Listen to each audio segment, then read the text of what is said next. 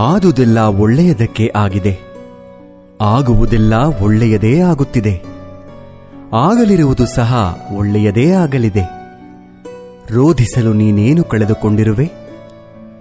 ಕಳೆದುಕೊಳ್ಳಲು ನೀನು ತಂದಿರುವುದಾದರೂ ಏನು? ನಾಶವಾಗಲು ನೀನು ಮಾಡಿರುವುದಾದರೂ ಏನು?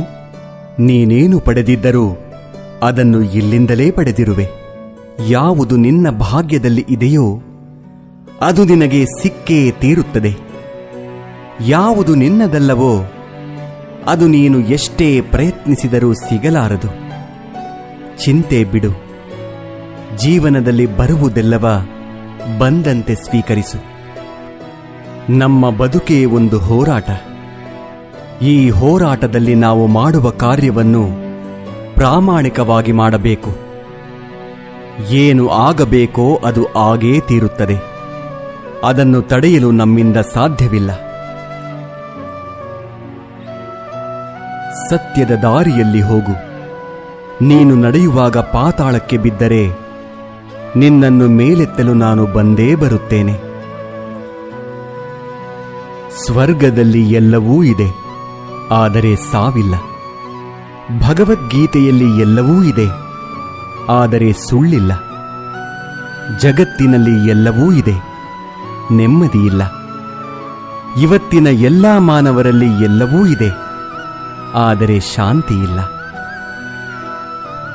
ಮನಸ್ಸಿಗೆ ಮದವೇರಿದಾಗ ಸ್ಮಶಾನದಲ್ಲಿ ತಿರುಗಾಡಿ ಬರಬೇಕಂತೆ.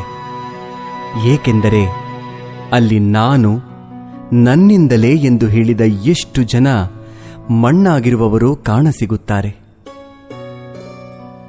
ಭಗವಂತ ತಡ ಮಾಡಿದರೂ ನ್ಯಾಯ ಮಾಡುತ್ತಾನೆ, ಆದರೆ ಅನ್ಯಾಯ ಮಾಡುವುದಿಲ್ಲ. ತಡ ಆಗುವುದರ ಹಿಂದೆ ಅದ್ಭುತಗಳು ನಡೆಯುತ್ತವೆ. ಕಾದು ನೋಡಬೇಕಷ್ಟೇ. ಎಲ್ಲ ಹೇಳುತ್ತಾರೆ, ಮನುಷ್ಯ ಖಾಲಿ ಕೈಯಲ್ಲಿ ಬರುತ್ತಾನೆ, ಖಾಲಿ ಕೈನಲ್ಲಿ ಹೋಗುತ್ತಾನೆ ಎಂದು. ಆದರೆ ಮನುಷ್ಯ ಬರುವಾಗ ಭಾಗ್ಯದ ಜೊತೆ ಬರುತ್ತಾನೆ, ಹೋಗುವಾಗ ಕರ್ಮದ ಫಲ ಕೊಂಡು ಹೋಗುತ್ತಾನೆ.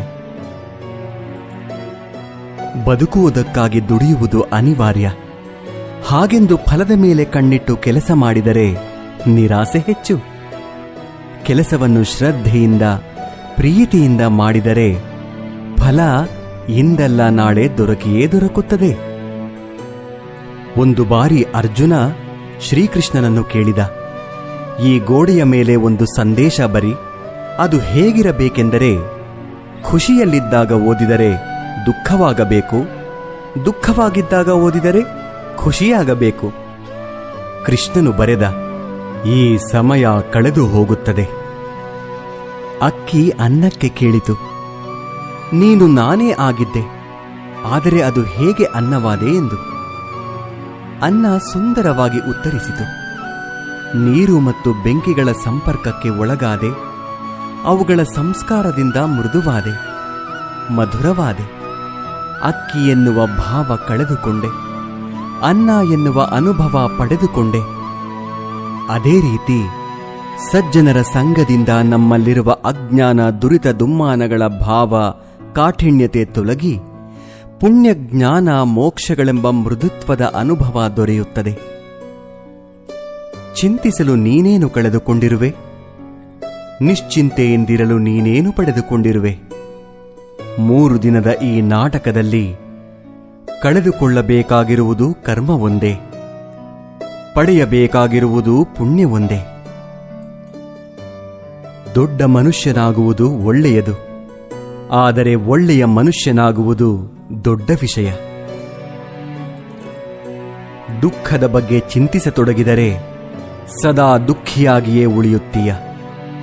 ಸದಾ ಸುಖ ಸಂತೋಷಗಳನ್ನು ಧ್ಯಾನಿಸುತ್ತಿದ್ದರೆ ಮುಂದೆ ಸುಖಿಯಾಗುತ್ತೀಯ. ಏಕೆಂದರೆ ಮನಸ್ಸು ಯಾವುದರ ಬಗ್ಗೆ ಹೆಚ್ಚಾಗಿ ಧ್ಯಾನಗೊಳ್ಳುವುದೋ ಅದೇ ಸಕ್ರಿಯವಾಗುವುದು.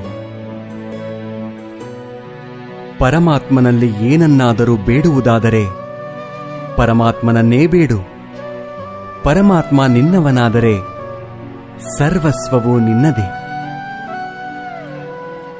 ಹೊಡೆತದ ನೋವನ್ನು ತಡೆದುಕೊಳ್ಳುವ ಶಕ್ತಿಯನ್ನು ನೀಡುವ ಭಗವಂತ ಸಮಯ ಬಂದಾಗ ತಿರುಗಿಸಿ ಹೊಡೆಯೋ ತಾಕತ್ತನ್ನು ನೀಡುತ್ತಾನೆ. ನೀವು ಪ್ರಯತ್ನಿಸುವವರೆಗೂ ನಿಮ್ಮೊಳಗಿನ ಶಕ್ತಿಯ ಅರಿವು ನಿಮಗಿರುವುದಿಲ್ಲ. ಪ್ರಯತ್ನ ನಿರಂತರವಾಗಿರಲಿ. ಒಂದು ವೇಳೆ ಮನುಷ್ಯ ತನ್ನ ನಿರೀಕ್ಷೆಗಳ ಮೇಲೆ ನಿರಂಕುಶ ಹಾಕಿ ತನ್ನ ವಿಚಾರಗಳನ್ನು ಬೇರಾವುದೋ ವ್ಯಕ್ತಿಯ ಪರಿವರ್ತನೆಯ ಬದಲು ತನ್ನ ಅಂತರಂಗವನ್ನು ಪರಿವರ್ತನೆ ಮಾಡುವ ಪ್ರಯತ್ನ ಮಾಡಿದರೆ ನಾವು ಸಂಬಂಧಗಳಲ್ಲಿ ಸಂತೋಷವನ್ನು ಹುಡುಕುವಲ್ಲಿ ಕಷ್ಟವಾಗುವುದೇ ಇಲ್ಲ.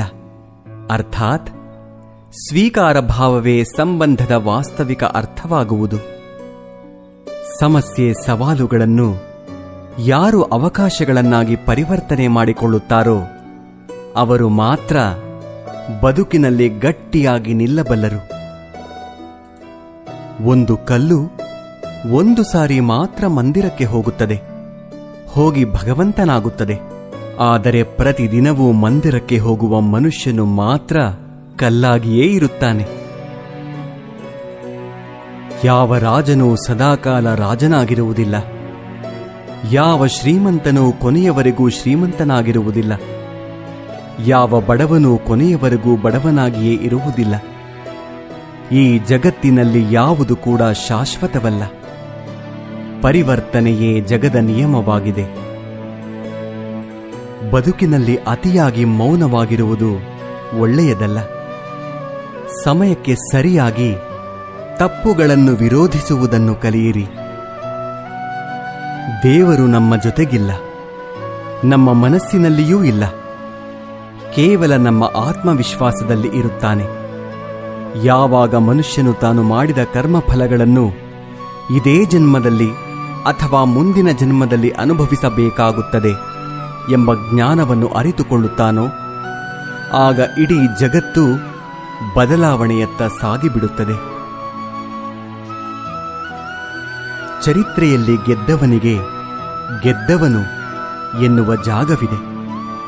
ಸೋತವನಿಗೆ ಕೂಡ ಇಂಥವನೊಂದಿಗೆ ಸೆಣಸಾಡಿ ಸೋತ ಎನ್ನುವ ಜಾಗವಿದೆ. ಆದರೆ ನಿಂತುಕೊಂಡು ನೋಡುವವರಿಗೆ, ಆಡಿಕೊಂಡು ನಗುವವರಿಗೆ ಚರಿತ್ರೆಯಲ್ಲಿ ಎಲ್ಲಿಯೂ ಕೂಡ ಜಾಗವಿಲ್ಲ. ಕೋಪದಿಂದ ಮಾತನಾಡಿದರೆ ಗುಣವನ್ನು ಕಳೆದುಕೊಳ್ಳುತ್ತೇವೆ. ಹೆಚ್ಚಾಗಿ ಮಾತನಾಡಿದರೆ ಶಾಂತಿಯನ್ನು ಕಳೆದುಕೊಳ್ಳುತ್ತೇವೆ. ಅನಗತ್ಯವಾಗಿ ಮಾತನಾಡಿದರೆ ಕೆಲಸವನ್ನು ಕಳೆದುಕೊಳ್ಳುತ್ತೇವೆ. ಅಹಂಕಾರದಿಂದ ಮಾತನಾಡಿದರೆ ಪ್ರೀತಿಯನ್ನು ಕಳೆದುಕೊಳ್ಳುತ್ತೇವೆ. ಸುಳ್ಳು ಮಾತನಾಡಿದರೆ ಹೆಸರನ್ನು ಕಳೆದುಕೊಳ್ಳುತ್ತೇವೆ. ವೇಗವಾಗಿ ಮಾತನಾಡಿದರೆ ಅರ್ಥವನ್ನು ಕಳೆದುಕೊಳ್ಳುತ್ತೇವೆ. ಪ್ರೀತಿಯಿಂದ